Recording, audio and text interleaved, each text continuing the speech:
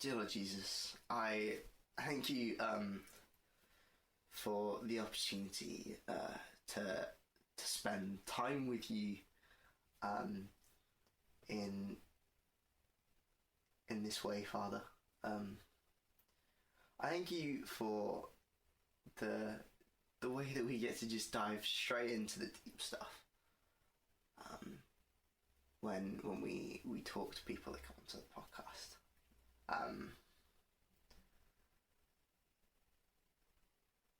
I just pray that actually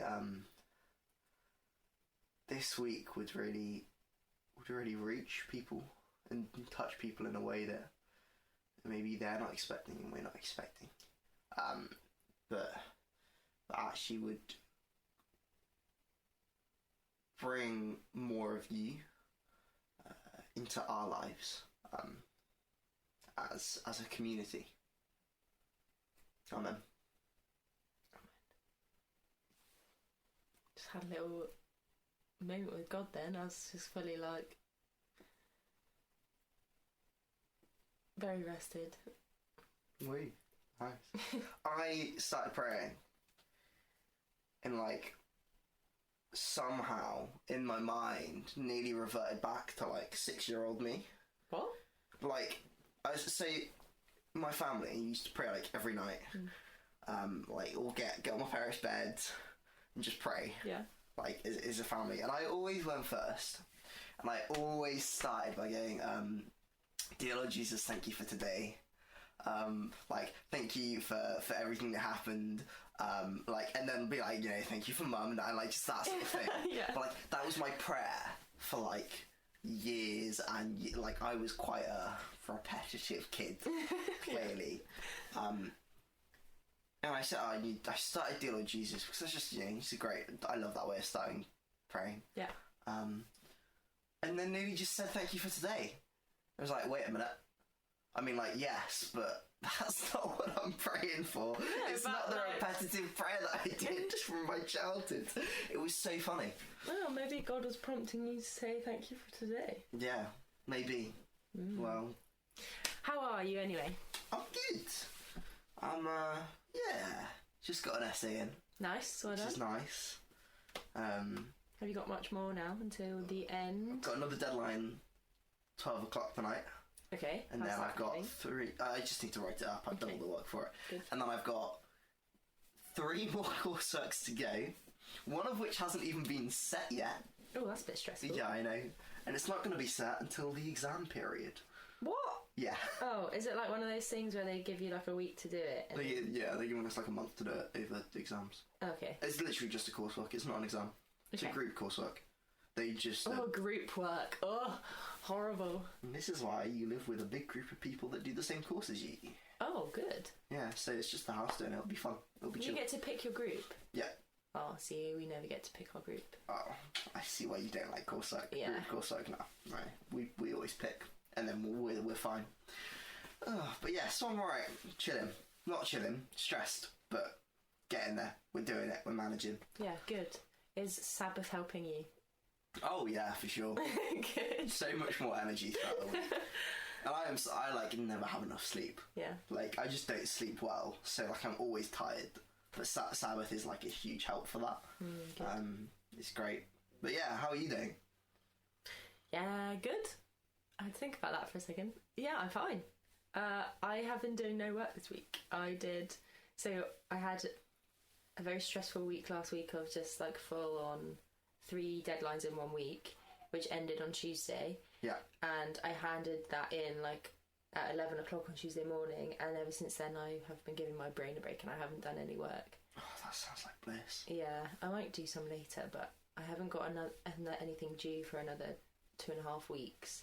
And then I've got 1 assignment due, and then I've got an exam after that. And then so you're nearly in the clear. I'm just hanging out. Oh, that sounds great.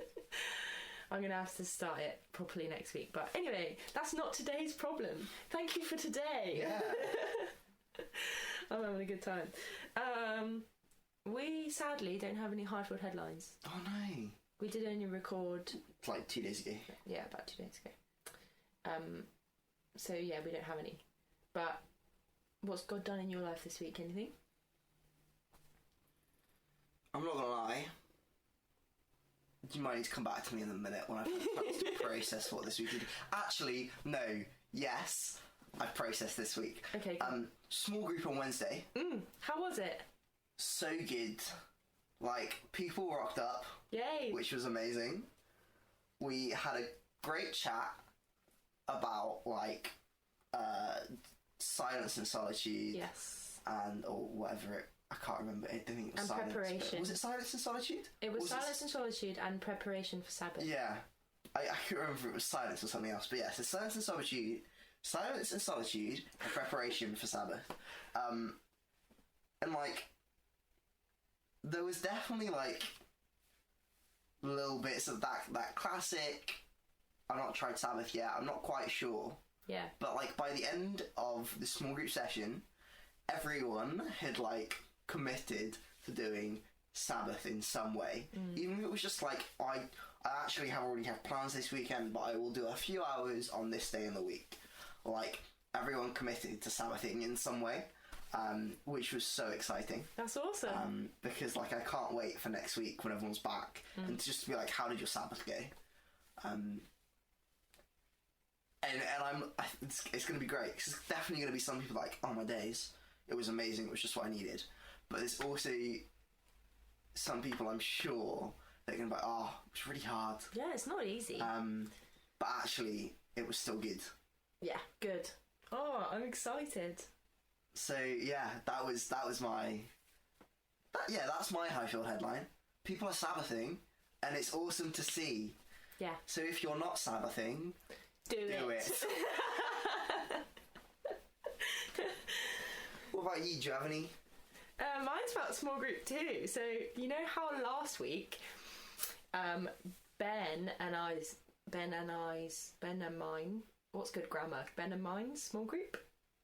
Yes. Ben and my small group. Anyway, multiplied. We split in half because we got so big, which is so good. Like, God's been adding people and, you know, Tim's been funneling all the newbies into us so that we would be able to split. Anyway, we split in half and I was a bit like, oh, this could be really awesome, but also this could be really bad because we could split. Because we had about 7 regulars that were going to be there every week. And then we had about 7 people who were kind of sometimes coming, and we'd always have a couple of them, but like at, you know, different combinations. Yeah. And I was like, splitting could really throw this off, and people could decide they don't want to come, especially it's deadlines. And I was just like, oh, mad. Anyway, so I was terrified we were only going to have like 3 people turn up. But every person in our group chat plus 1 extra turned up, and we had 10 people at mine alone. Oh my days. I know. I actually was blown away. I was so overwhelmed by how, because God said he was going to do it. Like, God's been telling us he's going to do it. You know, he's like, be expectant. I'm going to multiply you, and people are going to, like, he wouldn't be asking us to Sabbath and rest if there wasn't going to be good things coming out of it. And like, so many people came and we had a really good conversation about Sabbath. And when we came to the end to pray, I was like, right, going around the circle, and we were asking about things that people wanted prayer for. And noticeably, the people that have been doing Sabbath were saying, I'm fine, but I want prayer for my housemates because they're really stressed. And I was like, do you notice how you aren't stressed, but, you know, you want other people to be doing Sabbath because they are stressing? It was just like, Sabbath is working, God's doing what he's promised he's going to do in the students so far this term, and it's really exciting to see. Yeah. So yeah. I'm like, every time I talk about Sabbath, I get so excited. I know. Like, if you're listening, whether you're a Highfield student and part of like small groups and like Sabbath is something we've been talking about and you're aware of it, or like if Sabbath is something you've like literally only ever heard us talk about on the podcast before, and you're like, what on earth are you talking about? Do it. Do it. Like, it's just a day to give to God in rest and worship, and like stopping and delighting in the day. Yeah. And I kid you not, it will completely change your entire week. Yeah, it has been. Like, we tried doing it as small group leaders over the Easter, and we all came back and we were like, why weren't we doing this before? This is awesome. Yeah. So like, literally anyone listening, if you're not Sabbathing, it's a 10 commandment. Why not? Yeah. Sabbath. You said something funny the other day that was like, we have been looking at the 10 commandments as like 9 commandments and a strong suggestion. Which is so true. That's not my words, actually. I nicked that from another podcast. Oh, I know. I listened to that podcast too. Yeah. Anyway. Who've we got this week? Yes. We've got Josh Wilson, who is an ex-student, a graduate from Southampton, and he came to Highfield for 4 years whilst he was here. He's got an awesome testimony. We won't spoil it for you, but have a listen. And yeah, he's a very cool guy. He gets a shout out in episode 1. In episode 1. He's part so of my listen to that.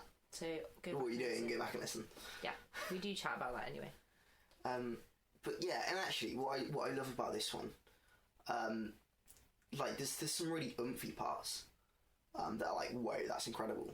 But like, for me, the parts that stood out were like just the ordinary, like I say ordinary, like the quote unquote ordinary stuff. Yeah. Like the stuff that I feel like everyone experiences. Yeah.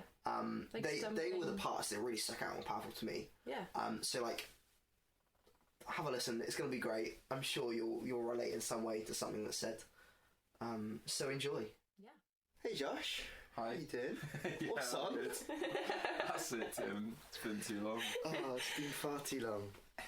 So, we would love to start by you just letting everyone know who you are, what you do, why you're here, how we know you, I guess, since you're not in Southampton anymore. No, not except for today. Yeah, I'm Josh. I'm from Cornwall. That's the most important thing. And yeah, I went to Highfield for 4 years. So I left last year when I graduated, and I've come back now because my girlfriend Grace still lives here. And yeah, I come back every now and again to visit her. So yeah, that's why I'm here.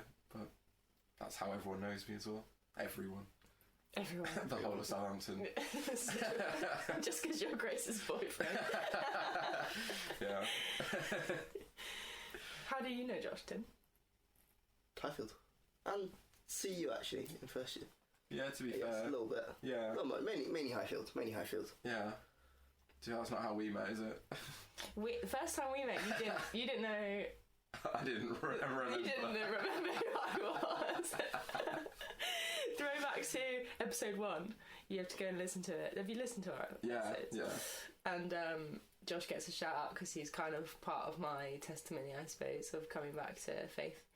But yeah, the first time we met, when I came to do paddleboarding, and then I came to church and I was like, oh, I know you, and you were like, what? Yeah, I wouldn't take it personally though. That happens a lot. It's alright. So, you came to Southampton to uni. Yeah. What did you study? Oh, yeah, I forget so much. I did marine biology, so I've always loved dolphins especially, but anything in the sea. And yeah, hopefully I'll be doing a bit of that in the future. I kind of already am. I'm working on a boat doing wildlife tours, but... You should check out Josh's Instagram as well. Incredible photos. Very, very good. So if you want to help him pay off his camera, he's selling prints. Yeah, right. They're only 10 quid, so I have to sell about 60. Right, which leads us to my favourite question. Yeah, question number 1. Come dine with Jesus. Yeah. Jesus is coming for dinner. Mm-hmm. You've got to cook him a 3-course meal. Oh, it has to be 3 It has to be 3 courses. I know my main. What are you cooking? Well, I'll start with the main because it's the only one I've thought about. I would make him a pasty because, you know... Cornish. Well, he's at my house. He's in God's country now. We're making him pasties. And I don't eat meat, but I would make him a meat one if he wanted. It's up to him, really. But, Or did you go classic? What's in a classic Cornish pasty? It is beef skirt, not mince, that's important. And then you got swede, potato, onion, and just a lot of pepper, really. That's about it. It's not much, but it does take a while because you got to like boil all the potatoes and everything before you put it in the pastry and then make the pastry. That sounds so much. I was about to feel like you're going to hand make the pastry. I would if it's Jesus. I mean, if it was you, Tim, maybe not. But no, it just takes so much time, though. I do it whenever I make. No, I get it. I just want to come to Cornwall. That's fine. Fair enough. I'll just buy you one. Probably be better anyway. I don't even know really what a starter is. I'll probably do. There's this thing my mum does every New Year's, which is pretty nice, and do like baked camembert. So bread it. I've had a lot of baked camembert. Yeah. It's just good, isn't it? Yeah. It's just quality. It's like the only starter that I'm confident I could make that would be actually pretty nice. Yeah. I'm an alright cook, but I don't ever make starters for myself. Just anybody, really. No, unless it's just like the crisps you eat because you're too hungry. Yeah. That's what I'll give Jesus, crisps. For dessert, I really don't bake either, that's the thing. My favourite dessert is a brownie. I feel like I could probably make a good brownie. And Jesus would appreciate a good brownie. Yeah, he'd know I tried. But I really don't. It's the thought that counts. Yeah, I've started working at a restaurant as well, and I've made some brownies for them now because they just give me the recipe and Nice. sit me out back and make me do them. But yeah, maybe I could. And they sell them successfully. Yeah. So they're like. So it can't be that bad. Yeah, I haven't had many complaints. They've asked you to do it again. Yeah, exactly. Well, it's because one of the head chefs is so bad at doing it. So if he doesn't listen, Yeah, if he's in, oh no, don't worry. If he's in though, he'll be like, you can do it. Yeah. Cool. Right, question number 2 is just like, tell us your testimony. How did you come to faith? Okay. So when I was a kid, I did go to church, but I kind of drifted away from it all. So I would say from like the age of like 15 or so, I really wouldn't have called myself Christian. I don't know exactly when it was, but I just didn't really go to church because I just wanted to play football and go to parties on a Saturday night and stuff. And I don't know, I wasn't like a wild child, but I just wanted to do what everyone else was doing. So for a few years, I was like not going to church, and at the same time, I was struggling with depression because, well, not really for any reason. It doesn't really work like that always, but it got worse because over time, like a few things happened. I went through a bad breakup, and my friend died of cancer when I was like 16, and then it took me to a pretty rough place really all through college. Like I was just kind of struggling, and then when I was just about to turn 18, I was on a family holiday in Somerset. Made it a whole 3 hours away. And this guy was on the street and he was just asking if anyone wanted to be prayed for. And I kind of like snuck away because I didn't really want my family. I didn't really talk to him a lot about what I was going through. And then, this guy was like, oh, is there anything you can be prayed for about? And I kind of tried everything else at this point, like counselling and pot plants, that's a thing apparently. And there's a bunch of other stuff, but I didn't try medicine, but that was about the only thing I didn't. And so I was like, yeah, I mean, it's worth a shot in it. Like at one point I believed in God and I wasn't against the idea that he might still be out there looking out for me. And yeah, he prayed for me and on the spot I was healed, which was like pretty much game changer. So it led to a whole, probably about 3 or 4 years of trying to change how I lived and everything like that, as well as just like, I was wanting to believe in God at that point and I was all for it because he'd done the biggest thing that I could ever imagine. But yeah, it took a while to get to the point where I'm at now, but yeah, it was worth it 100%. But it's encouraging because I think it can be quite scary asking people if they want prayer. Yeah. But it's so powerful. Like, it's the easiest way to evangelise because if you're not doing the work, God answers the prayer, then they're on board. Yeah. I mean, depends. Obviously, it doesn't always work like that. But for me, with something that big, I was like, "There's, I can't just run away from this now." Like, I had to. Someone that cures your depression. That's a big thing. Yeah. So, you can't just be like, alright, cheers, bye. Ever since, just been trying to grow in my journey, and not always, but sometimes succeeding. So yeah, it's been okay. And how's that looked for you? Like, as you had this moment of like, it's all or nothing. Yeah. And then like trying to live that out. Like, how has that looked? Well, like, trying to change how I lived. Is that what you mean, or just in general? Like, how did that impact the way you live? Like, what sort of stuff did you start doing? Maybe like, you know, did you rush to find a church and get involved, or how all of that stuff? How did it work for you? Yeah, so at first, to be honest, struggled with like living it out, because like the church I went to when I was a kid was very aimed at like young families, and I went again, but I was 18 and felt very like excluded in a way. So I would say it wasn't really until I got to uni and started going to Highfield that I found like that church community that everyone talks about, which obviously supported me big time. But before then, it was just, I don't know, I did it one thing at a time really. So I was like, just, you know, nothing wild, but I was smoking weed and getting drunk and, you know, having sex with my girlfriend, and, you know, that's just things that I knew I eventually had to undo if I wanted to follow God.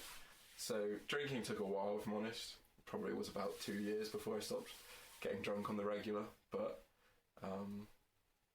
the rest of it I sort of did alright at, just sort of turned it around. But I think it's because I felt this like peace that I'd never known before. I think that's the big difference. Like, I think it's easy to think, oh, you must always be happy now then, which I would say I am a lot of the time, but, you know, sometimes it's alright to be sad. If something sad happens, cry, like, fair enough. But there was just this peace about it. Like, I knew that God had me now, and I knew that he was going to look out for me, so, you know, I thought I'd try and honour that by doing what he asked. So some things I managed to turn around on the spot, like, yeah, I didn't have sex ever again straight away, but I still, if someone, you know, was hotboxing, I'd jump in. And it took a while to change habits like that, I would say. It wasn't like the quickest turnaround, but I don't think God expects it to be. Like, some people do really just change their life on the spot, but he knows how hard that is, and, you know, he knows that you're working towards it, and that's all that matters, really. Even if you're not quite there yet. Yeah, for sure. Because we'll never really be there. Awesome. So, do you think that there are like a few things that you really battled with coming to uni? Because you say like it took you a couple of years, and then obviously like coming to uni throws you back into a lot of that kind of stuff. Yeah. Yeah, I would say mainly just drink, to be honest, though. I did like try NOS for the first time at uni. But I tried it once and I was like, what's the point in this? And like, I don't know, obviously I wouldn't do that again, but I don't feel too beat up about, you know, giving in once or twice. You know, I'm human. But drink, yeah, I like, when I got to uni, I was a fresher and I was from Cornwall where there's like no good clubs. I came to a city where there's quite a few. And at one point I was going out about 5 or 6 times a week. Wow. And like, to be honest, I think what did it for me wasn't, like, in a bad way, wasn't even necessarily a religious thing. It was partly, like, it was like, there was this guy Ben that was 3rd year when I was a fresher, and he was kind of in a similar situation when he was a fresher, and he was like talking me through everything and saying like, I don't know, just about why he decided to change what he was doing, and that kind of inspired me a bit. But I remember looking at a bus stop once and there was like an advert about how much you should drink in a week, and I was like, oh, that's what I'm drinking in a night. I was like, this ain't healthy. Yeah. And then at the end of 1st year I went away for like 3 months to do an internship, and when I was there I was like, I'm just not going to drink the whole time. And I would say that's really where my faith like went from like, I want to follow God to like, I'm gonna follow God. Because it wasn't just that I stopped drinking, I was like reading the Bible every morning, and I was like praying every morning, and I was like doing all this stuff that I don't know why I never did it before, but that was the big turning point, and from there on out it's just like skyrocketed. But yeah, it's kind of bad in a way that I didn't give up drink purely for God, but I don't know, I'm not sure I'd like, I think no matter why you did it, like ultimately there was still part of you that was clearly like, I'm doing this for God, and I don't think it's bad to have other motivations as well. Yeah, and I suppose like there's a reason that He tells us not to do these things. Yeah. And if you figure out part of the reason, then that's okay too. Yeah. I think it's also like sometimes if it's just between you and God, it's really easy to not hold yourself accountable because you can just not turn to God, if you see what I mean, and then there's nobody really holding it apart from yourself, holding yourself accountable. Like unless God directly speaks to you, which often doesn't, we can tune out or like we choose not to hear. Like it's really hard to hold yourself accountable to that kind of thing when you haven't like confided in other people. Yeah, definitely. I guess it can be hard as well if you don't really get why God's asking you to do something. Yeah, it can be hard to not question Him when you're not doing it. You know what I mean? Especially at uni when like everybody is doing what you know is wrong but seems to be having such a great time. Yeah. And you're going, why is this bad? Yeah. That's part of it as well. I was never the worst drunk. I was just very spacey, so I would like just sort of zone out and sit there staring into the abyss. Which, obviously is not being a witness, but in my head I was like, well, I've never like hurt anyone or anything when I've been drunk, so it's okay, right? Which is a bit flawed, but yeah. So what about like after this internship, when you come back? Yeah.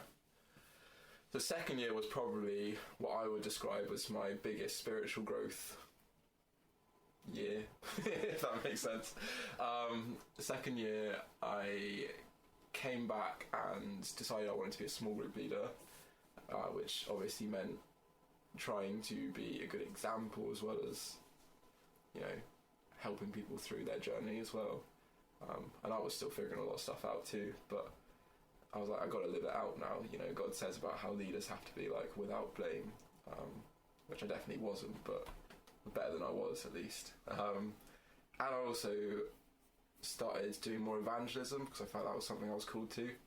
And because of that, I knew I had to like improve my theology and everything like that. So I started taking the Bible a lot more seriously, started like reading it a lot more, which I was already kind of doing, but I was also like studying it now and trying to understand things I didn't understand and talk through it with people that were more knowledgeable than me, which helped too.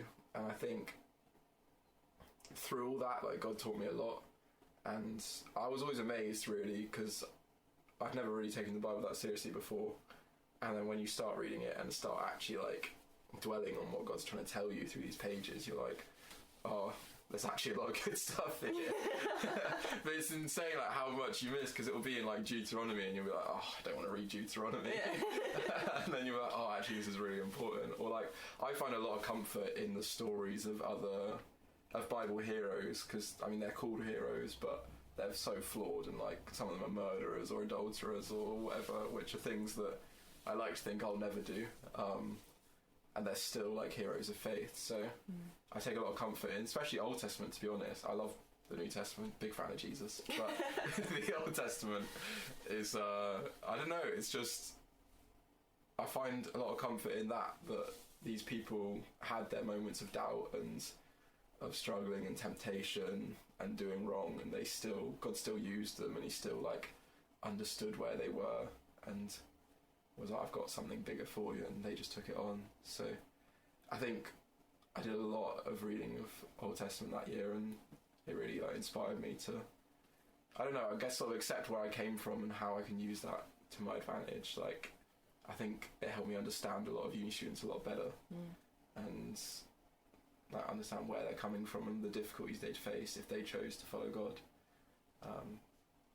And just to meet other people a lot as well. I had a lot of friends that weren't Christians already, which I know a lot of Christians also have a lot of non-Christian friends, but I don't know, it's always good to have in it. Definitely, I feel like if we stayed within our little Christian community bubble, then how is anyone else ever really going to come to Christ? Yeah, but it's very easily done as well. Yeah. Like after I've just moved home this year, I like a lot of my friends I grew up with are gone now. They like moved on to other places, so I like was looking for new friends, and I went to a new church and instantly found a new friend group there.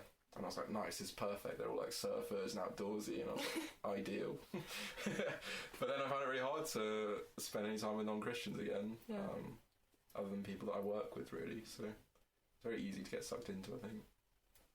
Yeah, definitely. What sort of stuff were you doing? You talked a lot about evangelising. What sort of stuff were you doing for that? So the main thing I was doing was this thing called Text to Toasty. I don't know if it's back. It's not bad. No, It's gone. COVID killed it. Yeah, because it didn't have no COVID, fair enough, but it needs to come back. It's such a good way of evangelising. Or something like it. Doesn't have to be that. But it's basically, we used to have this phone number that people could text, and they would ask us questions about God, about faith, and it could be something stupid. The first one I ever went on was, would Jesus say rah? I remember being like, alright, don't really know how to take this one. But yeah, a lot of it was a lot more deep than that too, like things like unanswered prayer and contentious issues, things that people don't necessarily understand the Christian perspective on, and understand a bit of questions about. So you just basically go and you bring them a free toastie, whatever flavour they wanted, and answer the questions. So the free food was a real draw. Yeah. But we had some real good conversations. There's some texts I went on that would be like 4 or 5 hours. You'd be leaving at like 1 a.m. and you'd be like, cool, I've got a 9 a.m. tomorrow. And I ended up becoming a leader of Text Toasty as well. There's 3 leaders each year, and I was asked to be one of them. I was asked in the toilets of stags. Thanks, Emmanuel. But that was a real blessing as well, like leading, because, don't know, I think it made me at least feel like God was entrusting me with something bigger now. Leading a small group was already something I loved, but, you know, evangelism is, in my opinion, it's probably my greatest spiritual gift, and it's nice to know that that's just not my own opinion. You know what I mean? I think it's easy to be like, yeah, I'm sick of that, and then you've brought no one to church. Yeah. But yeah, that was mainly it, and I love going on text. We had these group of people that we went to for about 10 weeks straight, and they started turning up to CU events and stuff like that. I'm not really sure where their journey took them after that, because they had closer friends in the CU that took them on, really. But that's awesome, though. Yeah, and it's cool. Like, we had a lot of stuff. I'd always ask people if they wanted prayer, and that was because of what happened to me, and that was always like the biggest thing, I think, more than anything. You could talk to them for 3 hours, but you'd be like, oh, do you want prayer? And they'd be like, what? Because no one ever asks about that sort of thing, really. I think a lot of like non-Christians feel like it's something that they can't have, if you see what I mean. Like, it's not something you have, it's something that you do, and if you're not a Christian, then you don't do it.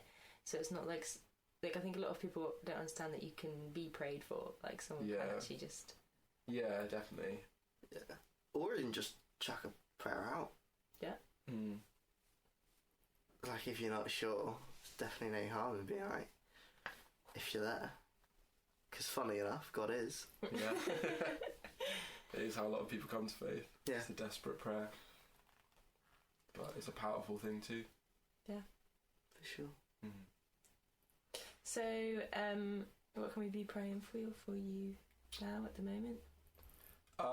Yeah, so I've been going through an interesting journey since then.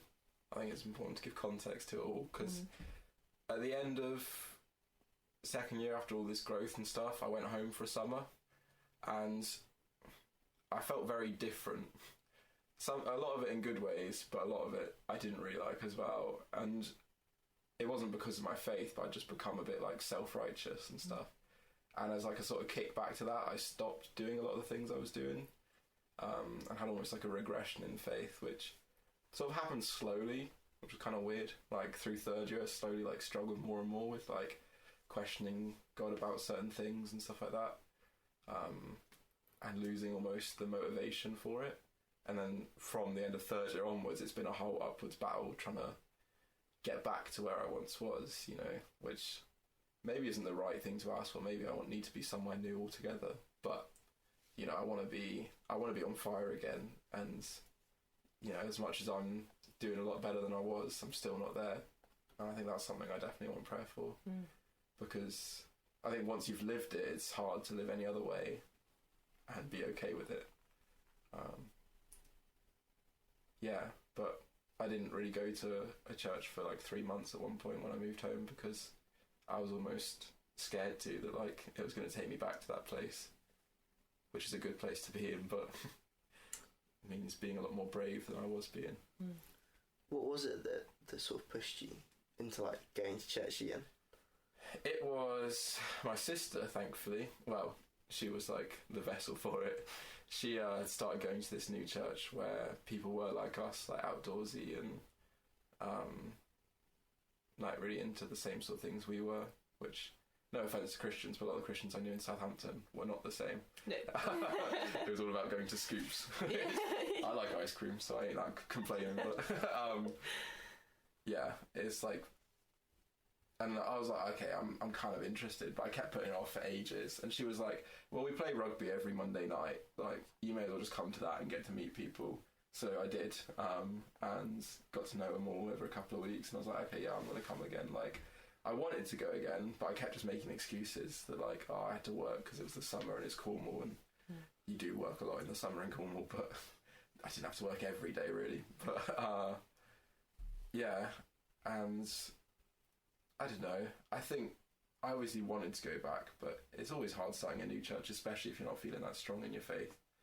And her just being patient with me and making sure that I like eventually got back there one way or another was what I needed, really. And since I got settled in there, it's been great. Like, I've really grown a lot. I've started reading my Bible again a lot more. I've started like studying the word a lot more as well, and praying a lot more consistently, like actual quiet time, not just praying when I need something. And yeah, I'm pretty confident in where I'm going now, but yeah, I wouldn't lie and say the path's been easy, you know. Do you feel like what kind of relationship have you got with God at the moment? At the moment, it's good. It's like, you know, the prodigal son. It's not quite like I was a prodigal son, but you know, I was at one point I was in the palm of his hand, and all of a sudden I wasn't. And now it's kind of, you know, he sees that I'm trying, and you know, he's blessing me slowly with the gifts I once had, bringing them back, and that's nice as well. Like, I had the first prophetic dream I've had in years the other week, and I was cool. like, oh sweet, that's alright. Can you tell us about it? It's quite personal to someone else, so I don't really know whether they'd be okay with me sharing it. What's it like to get prophetic dreams? Very cool. Yeah. I've never had a prophetic word. Well, not like a really, like, you know, this is clearly relating to someone, and actually gone to tell them and they've been like, yeah, that's me. But I've had probably about 8 or 9 prophetic dreams now. That's so cool. I don't think I've ever had. The hardest thing is remembering them, man. Yeah. You wake up and you're like, I had one. You're just sat there like praying, like, God, what was it? And the first one I ever had was of a red welly. Okay. All I remember in this dream, I was just staring at a red welly, and I felt like I'd lost a child, and I was like, this is such a weird, like, I was like, what's happening to me? And someone came up to me the next day and was like, you've got a prophecy, and I was like, surely not. I don't think so. And he was like, nah, think about it, what have your dreams been? And I was like, well, I had a red welly with some like weird feeling, and next day I saw someone wearing red wellies, someone I knew, and I went up to him and I was like, listen, this is gonna sound real rogue, but it turns out that her like best friend had just lost their kid, and I still don't really know what my role was in all that, but I think I just prayed with her about it, really, and I think she needed someone to do that because she hadn't told anyone, and it wasn't her kid, but it still obviously is. Still tough. Yeah, it's not easy, like, seeing your best friend go through that. But like, just knowing that, because you couldn't have known about that in any other way other than God. So for her, it could have just been like knowing that God sees me and sees that problem, and you know, is trying to be in it with me. It's just, that's so cool. Yeah. That he used you to do that. Yeah, yeah. And I think in a way for me as well, I gained from that because I was like, oh, this is something real. But it's all through the Bible. Like, prophetic dreams are everywhere. And I think it's weird that not many people, like, even ask for them. We all want prophecy, but You know, it's even better if you're already asleep. You don't have to do anything. It's just like, sort this out. But I think having one of them again was a real nice reminder of what it's like to truly walk with God and all the amazing things that happen when you do. So it's encouragement, but I still need prayer that I'm going to keep growing, because it is real weird. It really does. This is really weird, but like that whole thing you were talking about of like almost feeling like you were regressing and then coming back to it really weirdly reminds me of the word you had for me the other week, which was just there's a poem called Footprints in the Sand. Which most people, if you're a Christian in Happy For, I've probably heard of, but basically it goes along the lines of like there's a guy on a beach walking with God at the end of his life. There's two footprints in the sand, and sometimes instead of two sets of footprints there's one set of footprints. And like as the guy looks across the beach at the footprints, he can see what was going on in his life at those periods of time. And he notices that every time there's only one set of footprints, it's the really tough times. Like it's and so he, like, the guy gets angry with God and he's like why did you abandon me in the difficult times? And God just like has a little chuckle. It's like, no, I didn't abandon you. Those are the points I was carrying you. I think it's like we often so easily associate that with like the really tough times. I think sometimes we forget the times that like don't necessarily like they don't seem easy, but they're not like my day something really bad has gone wrong. But actually, like you talk about like this regression, but it really feels to me just like a time where Jesus was carrying you, and just slowly reeling you back into where he wanted you to be. Yeah, I can understand. I think it's definitely valid. Like, there's a lot of things I've learned from this time as well. Like, I was very like gung ho in the first time I was at a spiritual high, and like I'd be like, why is no one else doing this? I'd be like getting frustrated with people. I'd be like, come on, like there's no excuses. Let's just go. And it's helped me to understand people a lot better that are still very strong in their faith, but have hesitance to do things sometimes. It can be easy. You get like that first like time in your life where you're like, yes, I get it, God. You don't, but you think you do. And then you can only see a tiny bit of the picture. You're like, yeah, let's go. Yeah, and then you're like, why isn't everyone else on board? And you're just like, oh, we should all be doing this, guys. And I think it's helped me to appreciate that everyone's journey is happening at a different time, and you can't just expect people to need the same thing that you need at that time. And yeah, like it's never like at any point I wanted to walk away from God or anything like that. So it's like it was just God just keeping me with one foot in the door, just enough to stop me from.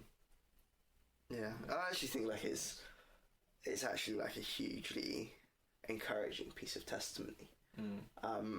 That like even when we might be struggling, whatever that looks like for different people, whether that's like struggling to open your Bible in the morning, or like struggling to get to find a new church when you just moved to a new place, like that whole God doesn't abandon us, but like does keep the door open. Yeah.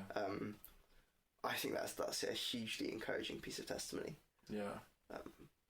It's the thing that a lot of people go through, and I think especially recently with everything that's happened, like you say, it's like life doesn't have to suck for you to struggle. I think I lean on God more when it sucks, but yeah, life has just been a bit meh for a lot of people recently after COVID and after everything else that's happened. And you know, personally, I've still like, I don't really know what my future holds for me still, and there's a lot of things that I'm like, I'm not really that bothered about, but you know, it's not like I'm in this great period of like going from high to high or from low to low. I'm just somewhere in the middle.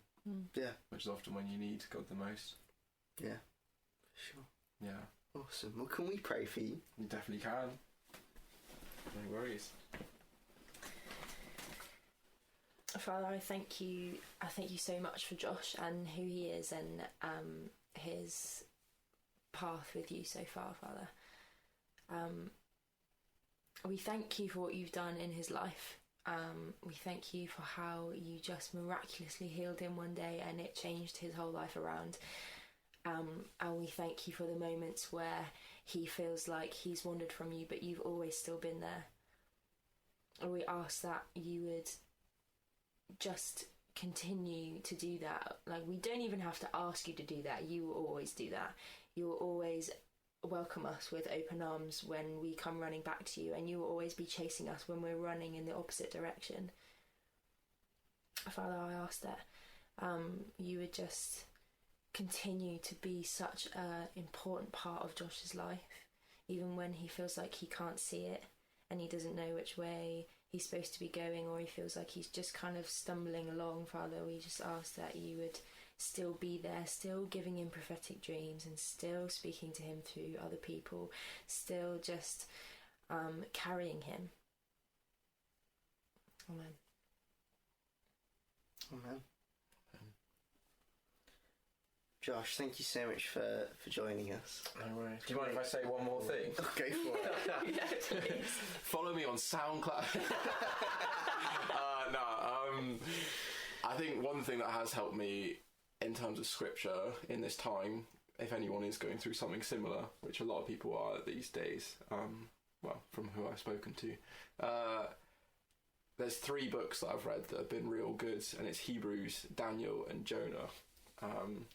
Because Hebrews is written to a people who were in the exact same situation as me, that had like once been like renowned for their faith, and now were like sort of resting on their laurels a bit. Like, you know, I was once this great believer, so it's okay that I'm not anymore. And the writer of Hebrews is like sort of addressing that. And then Jonah is encouraging because he did the same thing. He like ran away from what God wanted for him, even though he was still believing in God. He just, you know, didn't really want to do the thing God wanted him to do. And Daniel, because he's the complete opposite, he just never, you know, he just stood firm in the faith through everything he went through. And that helped me because it was like, oh, that's the life I want to live. But yeah, it's like inspiring to see that it can be done, even if it's only by one person every 2,000 years. Well, there you go. Recommended reading from Josh Rawson himself. Yeah. Awesome. Well, like I said, thank you so much for joining us. It's been great talking to you this morning. It's been really fun. If you guys are struggling with similar stuff,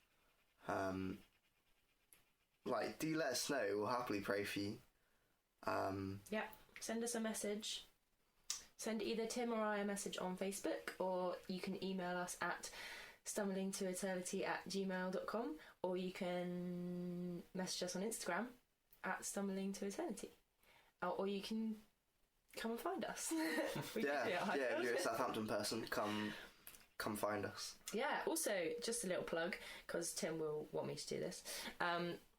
Monday, Tuesday, Wednesday and Fridays, 1:30 till 4:30 in the church building, there is this new thing that we're doing called Open House, which is like a student pop-up cafe study area where you can just come and hang out, study if you want to, or like grab a free tea or coffee. There's free food there as well. Just come and hang out. I'm usually there. Tim's always there. Not you, Tim Dolby. Tim Dolby. If you want prayer, come and get it. It's there. So yeah, go pop in and put a smile on Tim Dolby's face. It's his birthday today, actually. Yeah, so... Oh, happy birthday. Yeah, shout out Tim, happy birthday. Like a week late now. A week late, yeah. Come out in a few days' time. It's all good. It's all good. So yeah, and if you have any testimonies of any sort, please do send them in as well, because we love hearing from you. It's like the highlight of our weeks. Yeah. So yeah, we will see you next week. You always say this. We never see anybody. Oh, We'll speak to you. It's a phrase. You'll listen to me. Yeah.